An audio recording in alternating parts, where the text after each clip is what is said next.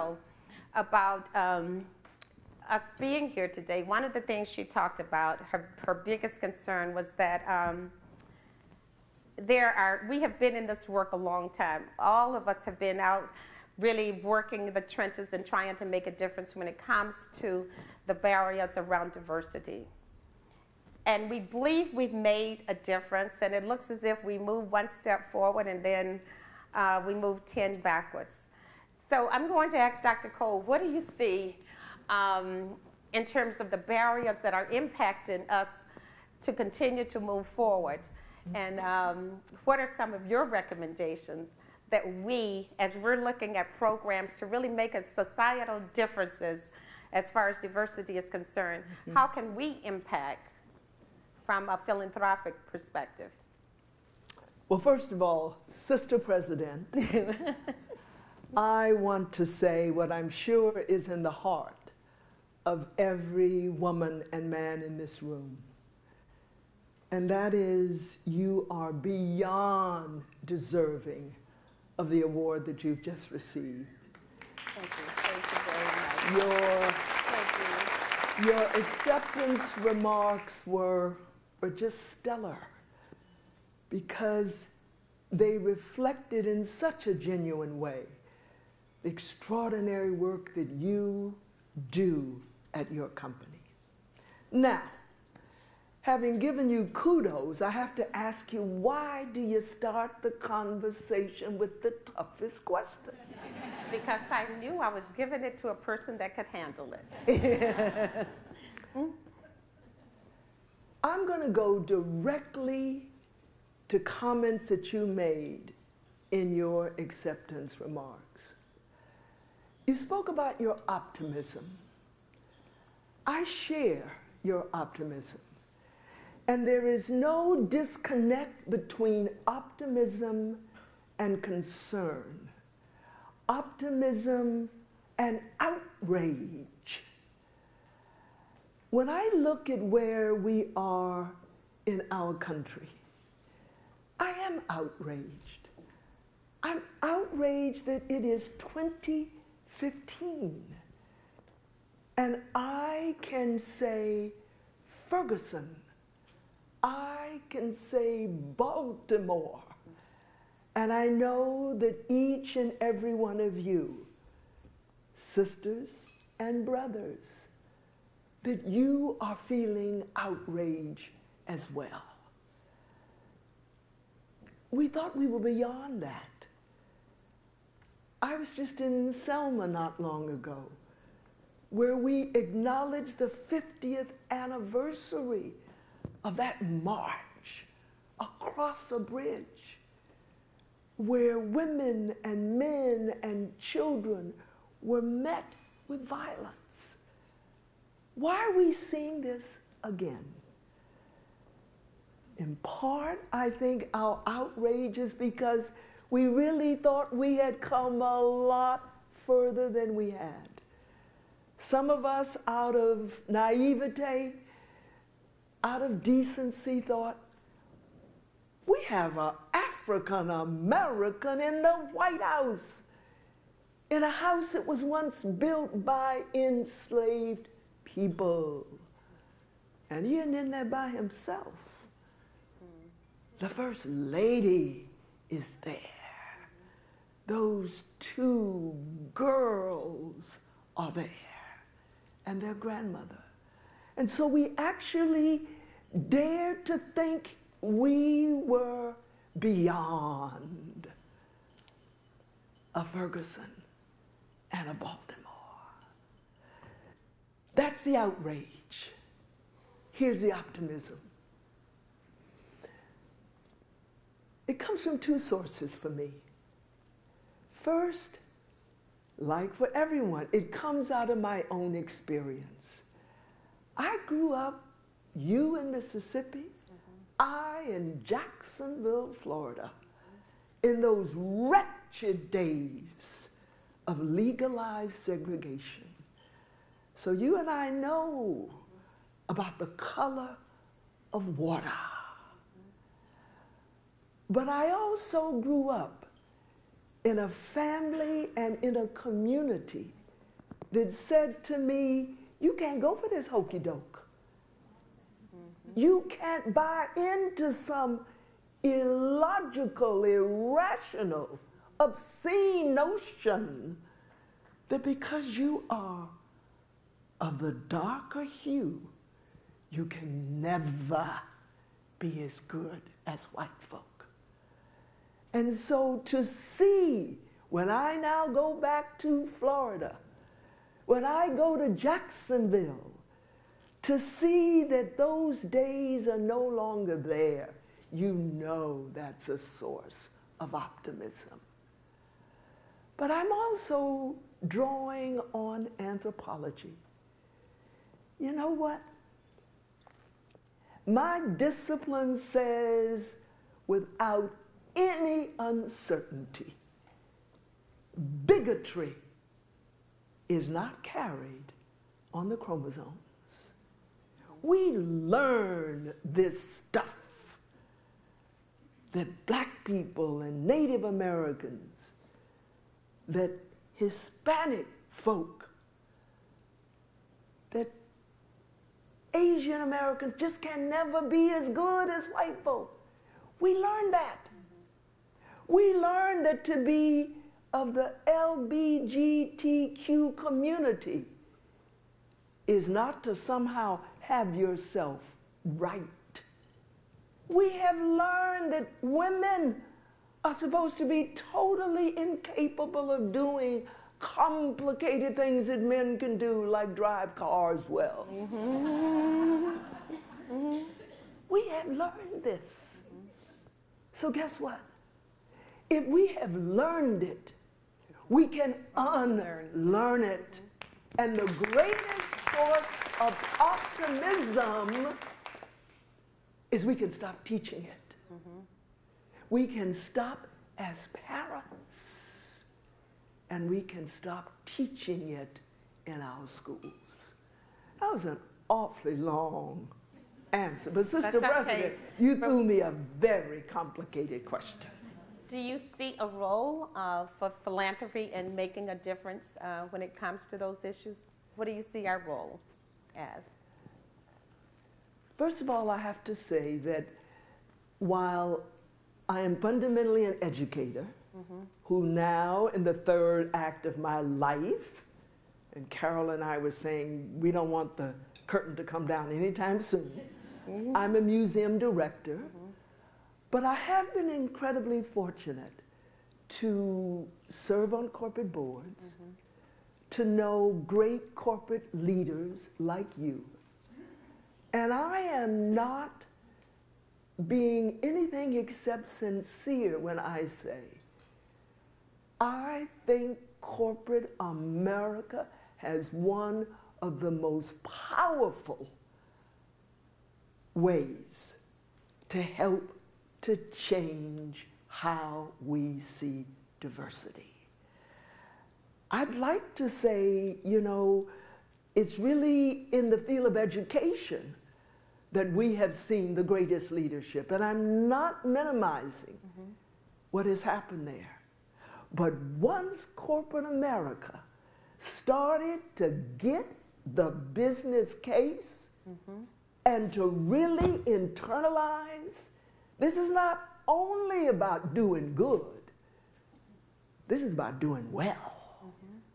Once corporate America got that, or better put, when companies within corporate America got that, then we began to see extraordinary movement on the question of diversity.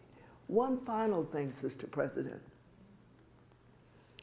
Last night, when I reconnected with a wonderful friend, I don't know where Ramona is, but I said, you know, imagine if every philanthropic arm of every American corporation insisted, before making grants, before creating partnerships, insisted on knowing what is the record on diversity for your entity, your organization, your school, your institution, I didn't say demanded that you do it, although that's really what I want. But ask the question.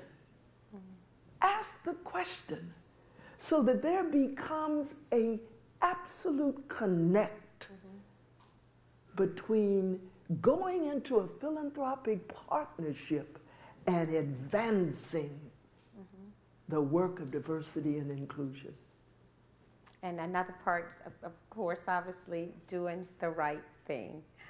Dr. Cole, before I have another question for you on your leadership. You've worked in so many different organizations, and in every organization that you've worked in, you have just come in as a natural leader.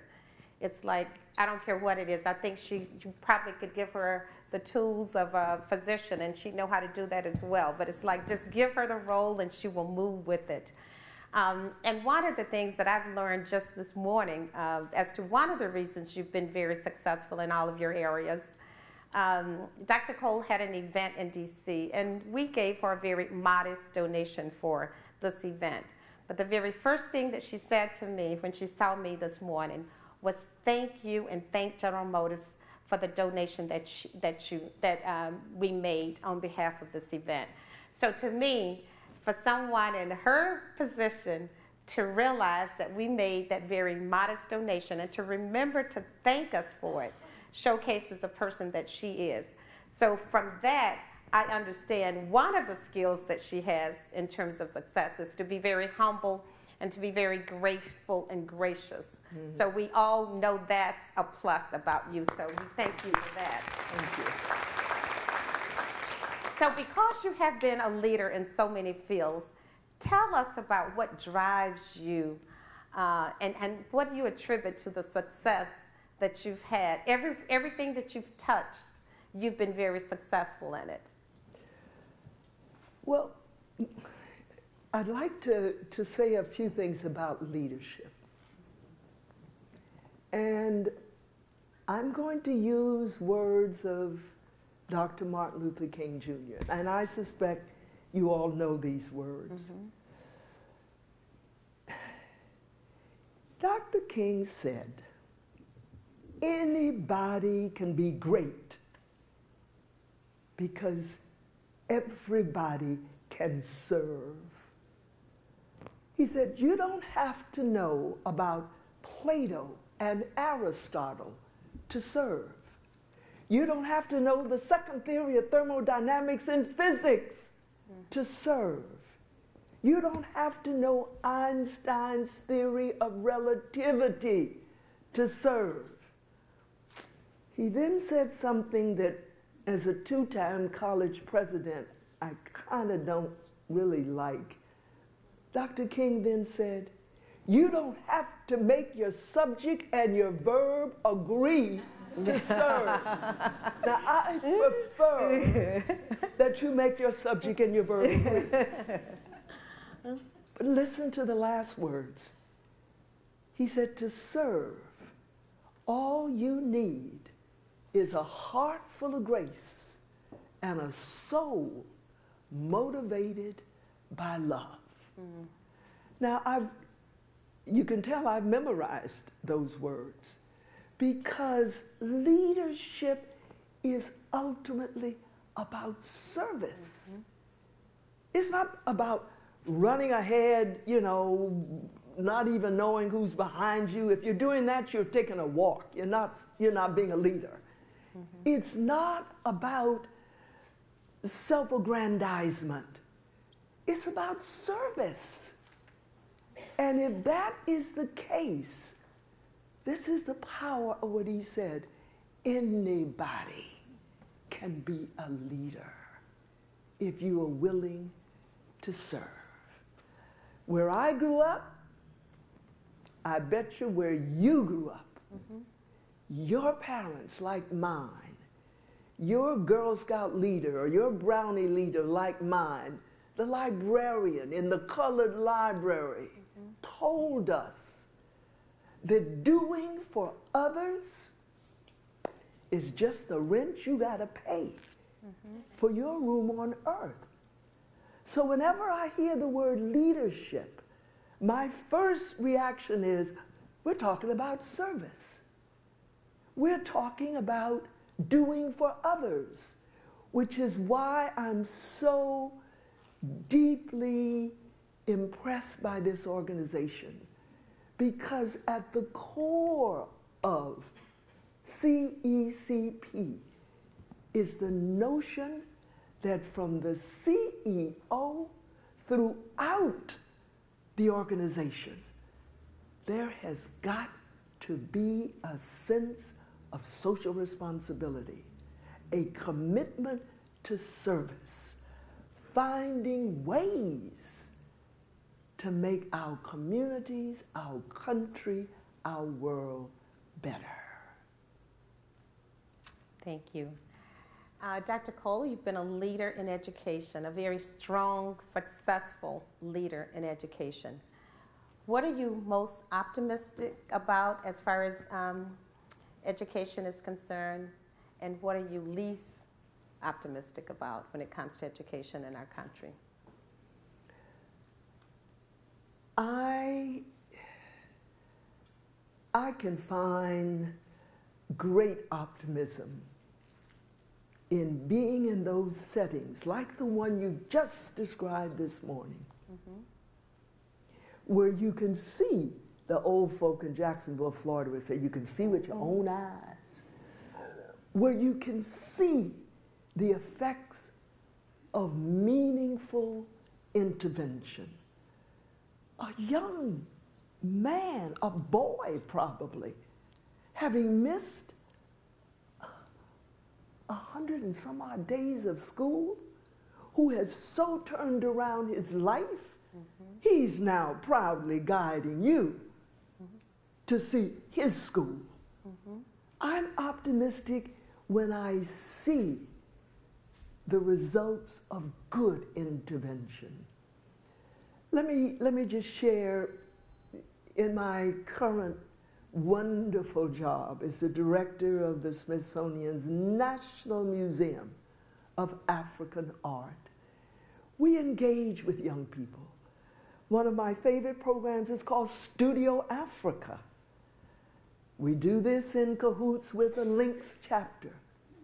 We go into an elementary school in one of the most challenged neighborhoods in Washington, D.C. And on the first day of interaction, you know, a lot of those girls and boys, I'm talking about elementary school now, these are fifth graders, or, you know, that look of, I dare you. I double dare you to make me want to learn. And when we begin to talk about Africa, when we begin to help them weave kente cloth and see the relationship between the weaving and mathematical principles, when we begin to say, you know, Africa is the cradle of all of humanity, you may feel a special connection because you're African Americans largely. But everybody is an African if you go back far enough. And over the course of that year, working with their teachers, we see the disappearance of, and we begin to get hands that are going up and youngsters standing up and proudly saying, Africa is not a country, Africa is a continent. So when I see with my own eyes what good intervention can do, then I want to know, why are we not doing that in every school? Because we know the fundamental principles of good education. You got to start with a teacher. You know, there are no children who cannot learn. But there are teachers who do not teach well. Secondly, we know that good education must be grounded in a child who is prepared to learn, a child coming out of an environment of abuse, a child coming to school hungry, a child who has been told that because of the color of her skin or the accent in her language, that child is already challenged to learn. Thirdly, we know without parental and family engagement, that process of education is going to be mighty difficult. Mm-hmm. And then finally, money. Mm-hmm. It's no miracle that in communities where there are real resources for education, those schools do better than in poor schools. Mm-hmm. So if we know all of this, ¿qué pasa? Explícame qué pasa. Mm-hmm. Why are we not taking these fundamental principles that we see working in some schools and make them work in all schools? Finally, I have to share some words. This is interesting. I'm about to quote another man. I'm usually quoting women.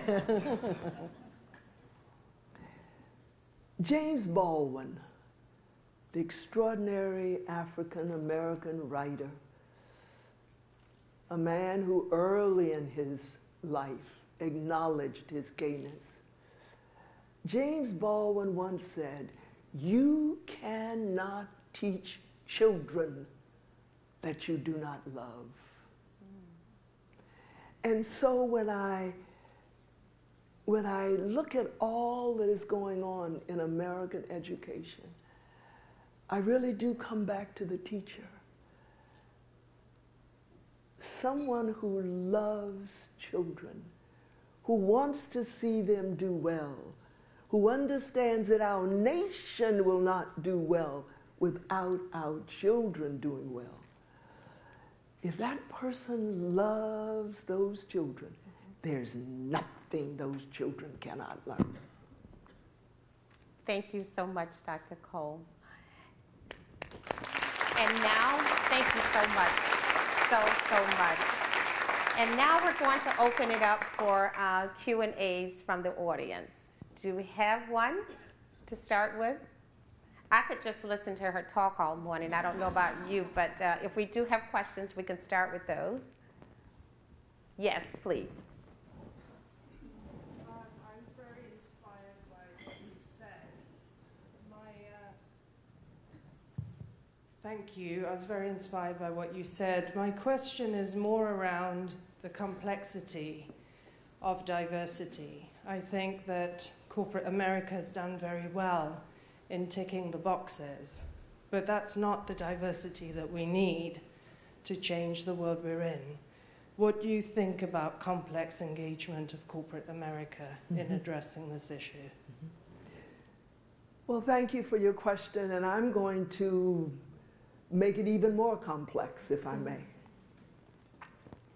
Because not only have the boxes been checked, but we've forgotten that you can't get us in a single box. And one of the greatest lessons I think we all must learn is that each of us has multiple identities. There's not a single person without them. And once we understand our multiple identities, I think it actually can sometimes help us to be more open, not just to the complexities of diversity, but to how we're going to respond. Look at me. I mean, you can put me in the box of African Americans, but what are you going to do about the fact that I'm a woman? What are you going to do about the fact that I actually have class privilege? That I live in a country where, as someone who self-identifies as a Christian, I have religious privilege. especially in an era of such intense Islamophobia. And so while corporate America, in the form of some companies, now acknowledges the business case, we've just gotten started dealing with the real complexities. And when we check the boxes, it can't just be how many. It's got to be doing what and where. And finally, it's got to be the big I, the inclusive culture that says not simply, come all. If you are well qualified, there's a place for you here in this company. And then what we do sometimes is so little to change our daily practices that whoever we have brought in from diverse communities says, I don't feel welcome here. This is not a place for me. So those folk go, that's okay. We bring some more. Now we'll check the boxes again. Thank you for your question, because it is so true. We have just gotten started on this very long journey. Here's one over in the corner here. Thank you so much for your presentation. I'm Kelly Wells, and I'm with the GE Foundation. And the question that I have relates to STEM and what can be done to help encourage more students of color to search and to go into the fields of STEM. I love the question.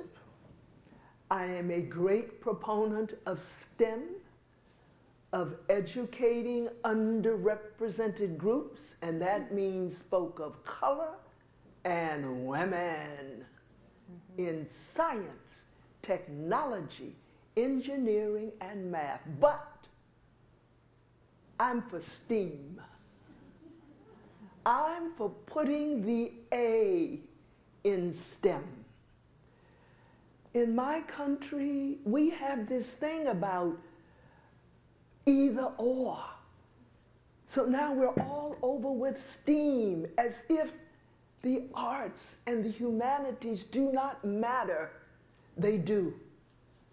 And one of the ways I can make this point is to say to you, I think there's no human problem that has ever been solved by science alone. If we now run over to STEAM and act as if the visual arts, music, theater, dance, literature, that all of that is not so important, then what are we going to get? Maybe we will get a whole lot of folk who can make a good living, but will they be able to live a good life? And then finally, my commitment to STEAM is because I've seen it work. I've seen it at Spelman College. I've seen it at Bennett College for Women. I see it in the elementary school, where I'll be the commencement speaker for the 5th graders going to the 6th grade.